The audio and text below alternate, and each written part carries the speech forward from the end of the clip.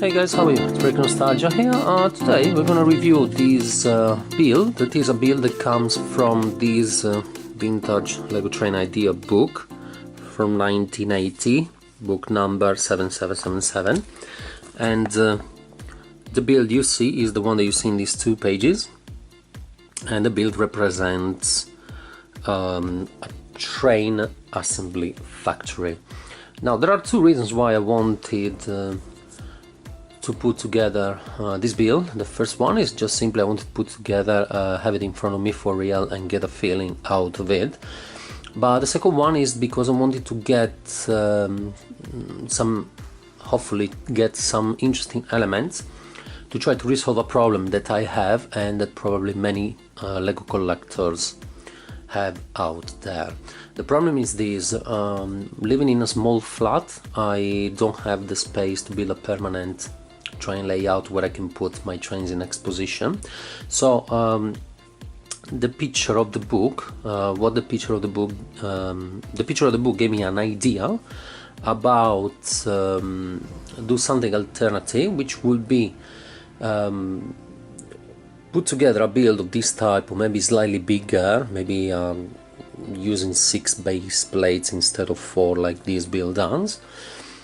Create a scenario of this type and then put my trains in exposition on permanent basis over here, like you see here.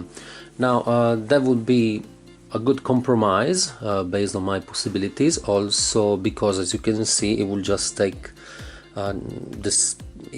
could just be put on top of a piece of furniture, and it will just take a very small corner of a room. So something that sounds good to me that I wanted to explore. So here is the second reason for putting these together.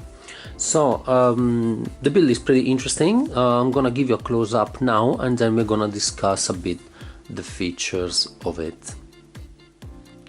Now here we are. I'm just gonna give you guys a quick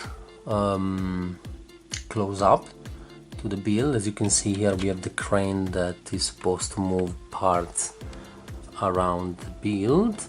Here I have my two locomotives that I put there in exposition to try to get a bit of a feeling out of what I've been telling you a minute ago.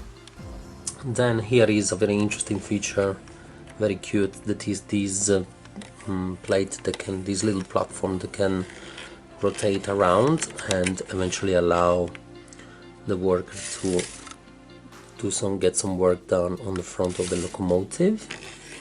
I like a lot the little stop sign, it's very cute, I think. Here we have the main section where there are the platforms where all the locomotives and cars are supposed to be put, and the workers are supposed to get repairs or assembly done. As you can see, there are some monitors, some tools and some machines to work to build pieces and adjust and modify whatever is needed. I like this little office here in the middle, and then there is this little roof on the side that has the rails to allow the crane to move back and forward. Just another nice feature is this little crane with a hook that is supposed to allow you to hook up with these bricks that are supposed to be transferred to this car and allow the car to be built.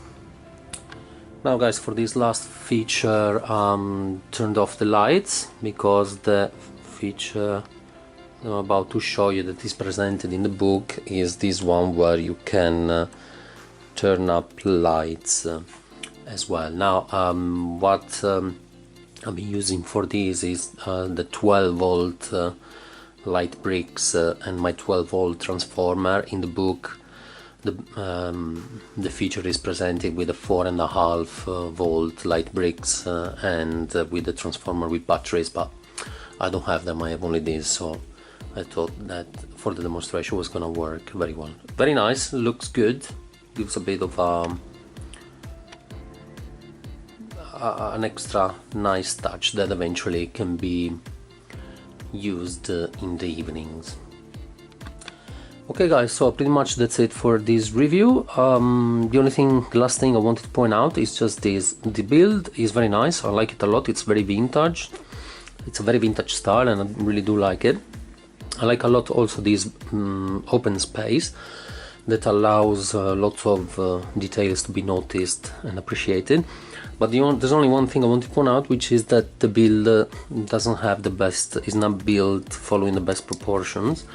For example, if I take this car, and what I mean is that if, for example, I take this car that comes from my 7735 set, and if I put it over here, what happens is that you notice that the car is too big to fit properly the section where it is. And if I take another car, a bigger one, which could be this one, you can see that just no space at all, and things don't work as well as they could. So in case you want to use build of this type, like I will, in order to put in exposition some cars and some locomotives, you know that you're going to have to rearrange the proportions of the build. I'm just pointing out in case you're planning to do what I'm working on at the moment. Okay, so thank you very much guys, don't forget to rate, comment and subscribe, and I'll see you soon. Bye bye.